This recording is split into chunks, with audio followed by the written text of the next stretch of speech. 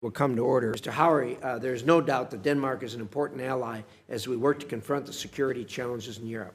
President Trump has made it clear that Greenland sits in a strategic location and is critical to U.S. and our ally security in the North Atlantic. It's also important that the U.S. work with Denmark to protect international shipping lanes from nefarious and irresponsible actors. I look forward to hearing how you will engage with all parties on these matters. Senator Cruz. Thank you, Mr. Chairman, and welcome to all of the nominees and an excellent slate of ambassadorial nominees and friends. I have the honor of introducing someone I've known for a long time, a fellow Texan and a friend, Ken Howery. Ken embodies the spirit of Texas: hard work, genuine hospitality, and fierce leadership. He excelled at Stanford, where he earned a degree in economics, but was also managing editor of the Stanford Review. He graduated from Stanford in 1998, and that same year began a career of innovation and investment that literally transformed the financial world when he helped found and run PayPal. Over the years, Ken has been recognized for his success and vision. He's served on the boardrooms of venture capital firms, he's held leadership positions in various companies, and he's operated at the highest and most respected levels of diplomacy. And throughout all that time, parallel to his financial and corporate success, Ken has been devoted to public life and service. In college, he interned in Washington for my predecessor, Senator Kay Bailey Hutchison, in the speechwriting department. That passion has extended into his diplomatic work.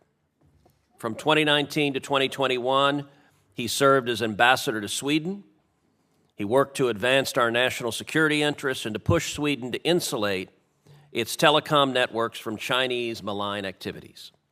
He helped implement the Trump administration's burden-sharing strategy, contributing to Sweden's historic 40% increase in defense spending.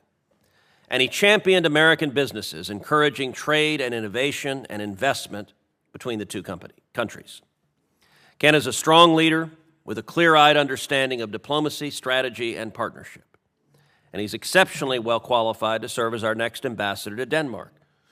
There are real challenges in our friendship with Denmark, including, of course, the President's stated interest in acquiring Greenland, which will make this appointment critical to the future of this country. And I have every confidence that Ken has the integrity, the experience, the vision to strengthen our relationship with this important ally and to navigate these complicated and incredibly important issues. Thank you.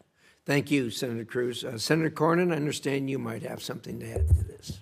Well, thank you, Mr. Chairman, for scheduling hearing for two Texans, Mr. Orr and Mr. Howery.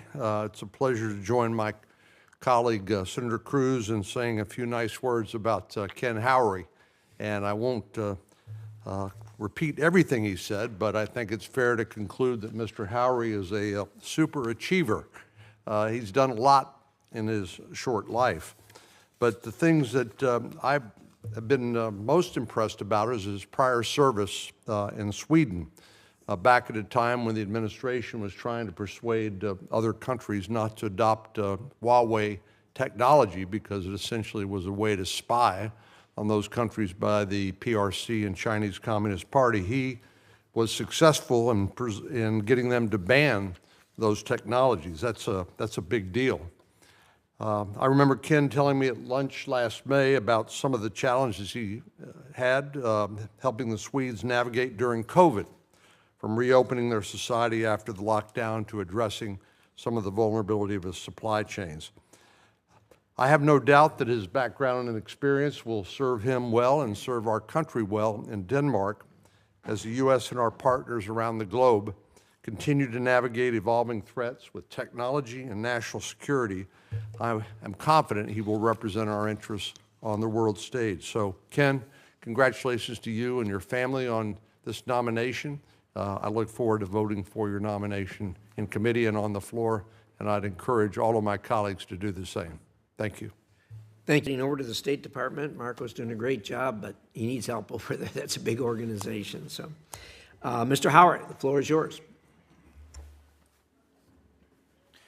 Chairman Risch, Ranking Member Shaheen, distinguished members of the committee, it is an honor and a privilege to address the committee as President Trump's nominee to be the United States Ambassador to the Kingdom of Denmark.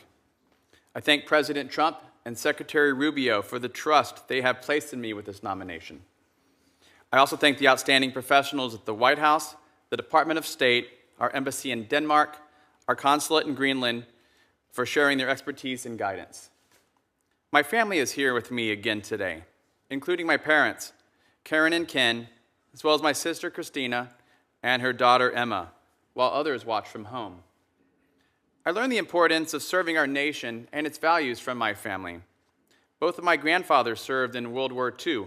Hubert Urich, who fought in Europe and North Africa as part of the larger Allied effort, which also liberated Denmark 80 years ago this month. And Fred Howery, who battled in the Pacific Theater. Both returned to a home they helped make safer and eventually raised their own families in Texas, where I grew up. I later moved to Silicon Valley, where I co-founded PayPal and then a venture capital fund.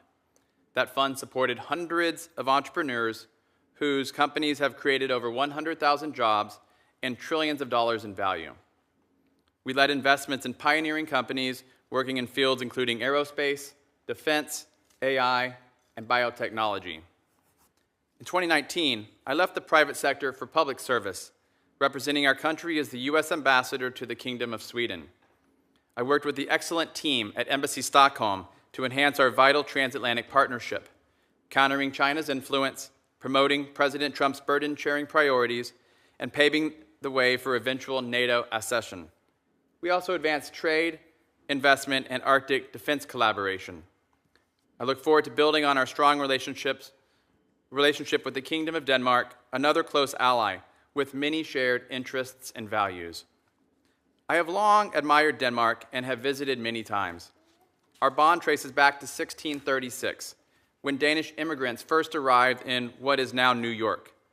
We have had uninterrupted diplomatic relations since 1801, and more than 1.2 million Americans proudly claim Danish heritage.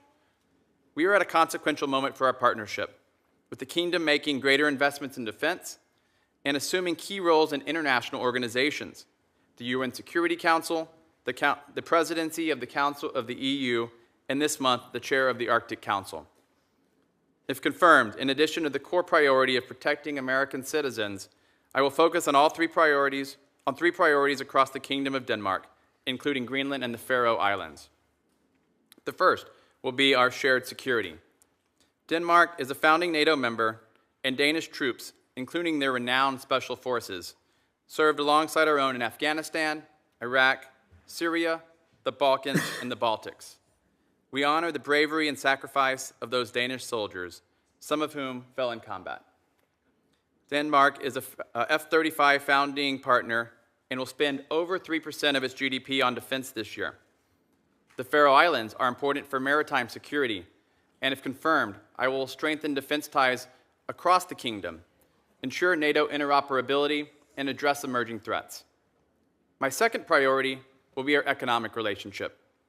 The U.S. is Denmark's largest trading partner outside of Europe, and Danish firms have invested $40 billion here, supporting over 91,000 jobs.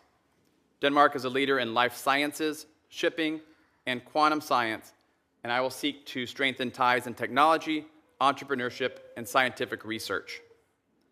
My third priority will be Arctic security, particularly in Greenland, drawing on my experience working on Arctic issues.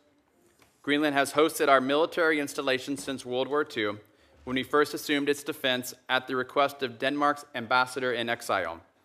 In 1951, we signed a permanent defense agreement, and our current P2FIC space base, the northernmost U.S. military base, opened in 1953. In 2020, we reopened our consulate in Nuuk. As Russia and China accelerate efforts to dominate the Arctic and as new sea lanes open, Greenland's geopolitical importance grows. While recent conversations about the appropriate U.S. role in Greenland's future have been spirited, I believe that through open dialogue and collaboration, we can find opportunities to advance our shared security and prosperity. These priorities, while complex, are areas where we can achieve meaningful progress in the coming years.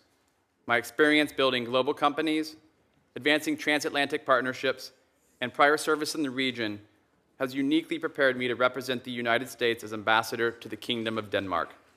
I will approach this responsibility with humility, and if confirmed, will work to serve the American people and strengthen the bilateral relationship. Thank you for the opportunity to appear before the committee. I look forward to your questions. Thank you, Mr. Howery. Thanks to the President of the United States and the people of America for your willingness to serve. And with that, the committee will be adjourned.